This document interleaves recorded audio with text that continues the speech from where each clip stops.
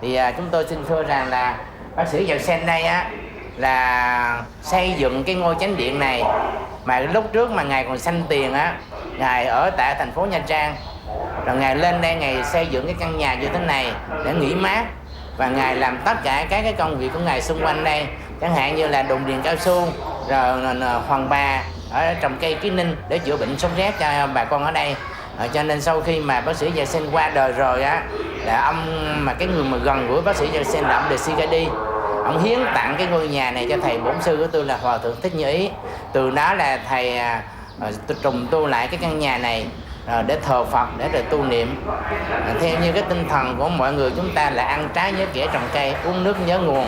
Cho nên chùa chúng tôi là thờ ông Giật Sen này tại cái ngôi nhà này, để mình tưởng niệm bác sĩ Giật Sen là người có một cái công xây dựng một cái ngôi nhà tại nơi này, và hôm nay chúng tôi làm cái nơi chánh điện để cho Phật tử về đây tu học.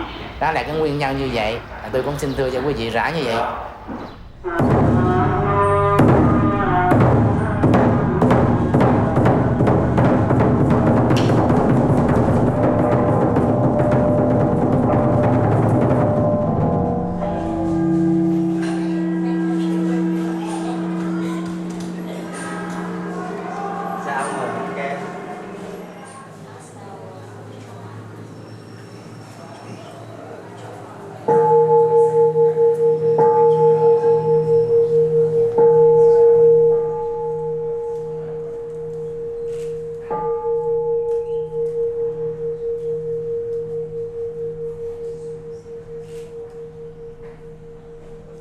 J'ai fait la connaissance de Dr Yersin dans des conditions extrêmement anachroniques. Mon père était gouverneur de province, et un jour, comme j'étais paresseux et flemmard comme pas deux, mon père m'a amené, il m'a présenté le docteur Yersin. Docteur, réprimandez-le, il ne travaille pas. Il n'a fait qu'accumuler des zéros, et on le menace de le mettre à la porte de son lycée.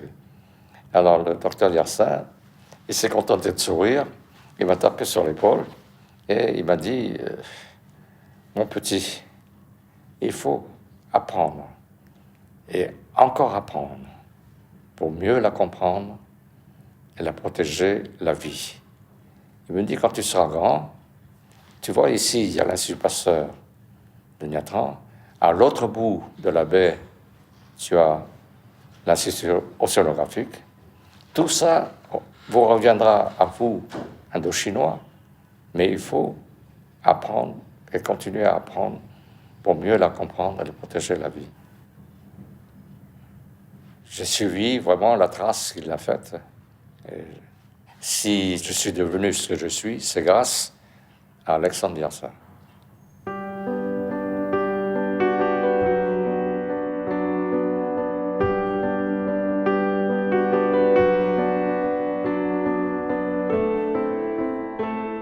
Toujours, il est avec ses pêcheurs, parce que sa maison est vraiment dans le village des pêcheurs. Et toujours entouré de ses enfants. Quand il revient de Paris, il leur apporte des films, il fait des séances de cinéma pour les enfants. Il leur passe des charlots à l'époque.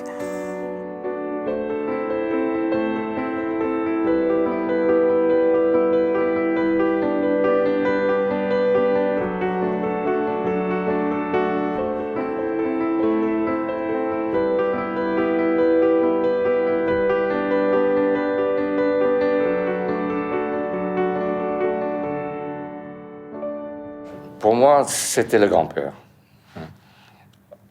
Quand on était en train de lire par terre les illustrés, tout ça, il passait comment allez-vous les enfants, ça va, ça vous plaît, ces revues? Et puis, il y avait un grand bol de bonbons, hein. On pouvait piocher dedans autant qu'on voulait. Et puis, de temps en temps, pour les vacances de Pâques, il nous offrait des cadeaux d'œufs de Pâques. Et il nous comblait de cadeaux, vraiment. C'était le grand-père.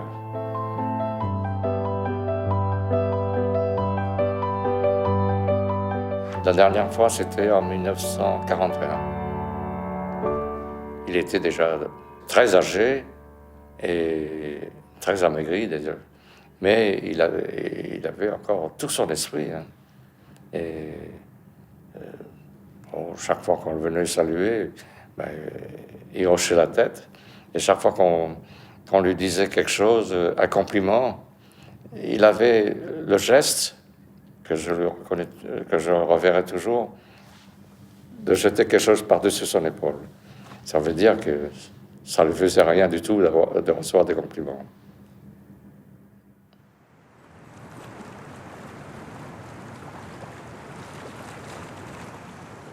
Yersin se lance encore dans ces dernières années dans des mesures des marées. Et donc ce sujet-là l'occupera jusqu'à la veille de sa mort, puisque à 11h du soir, le 28 février 1943, eh bien, il apposera une dernière petite croix dans son tableau de mesure avant de mourir à 1h du matin, le 1er mars. Ce qui est spécial dans le décès d'Yersin, c'est d'avoir inconsciemment choisi la nuit pour s'en aller.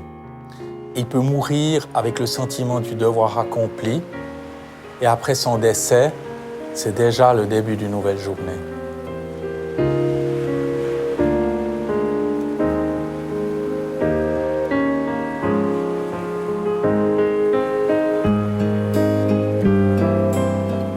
Tu me demandes si je prends goût à la pratique médicale ? Oui et non. J'ai beaucoup de plaisir à soigner ceux qui viennent me demander conseil. Mais je ne voudrais pas faire de la médecine un métier. C'est-à-dire que je ne pourrais jamais demander à un malade de me payer pour les soins que j'aurais pu lui donner. Je considère la médecine comme un sacerdoce ainsi que le pastorat. Demander de l'argent pour soigner un malade, c'est un peu lui dire « la bourse ou la vie ». Voilà des idées qui ne sont pas, je le sais, partagées par tous mes confrères. Mais enfin, ce sont les miennes.